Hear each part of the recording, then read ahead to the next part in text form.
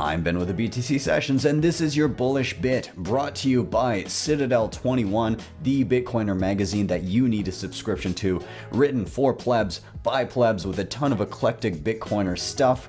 Each issue only has 1,000 prints, so if you want to be this happy, go grab yourself a subscription today at citadel21.com. Bitcoin is such a radical invention, and everything about it is so different and unique from anything that came before, that almost any words we use are new definitions of those words. Like I woke up this morning, I think it was probably subconsciously inspired by this same article, and I tweeted, some people say you can't own Bitcoin, others say it's the first thing you can truly own. The problem isn't with Bitcoin, the problem is the technology is so advanced that it obsoletes our words.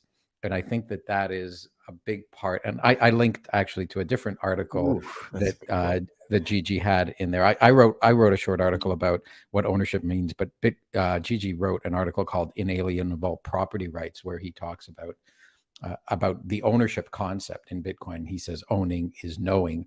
And that's really different, because someone else could know the same thing as you do, but you're trying to know something that nobody else knows. And so I think a big part of what is important is, and like you do a lot of this through the tutorials and training that you do, is just understanding how Bitcoin works, because it doesn't work. Cars, when they first came out, were called horseless carriages, right? And that sounds a little bit like unhosted carriage, right? Sounds a lot like unhosted. Yeah, right. Yeah.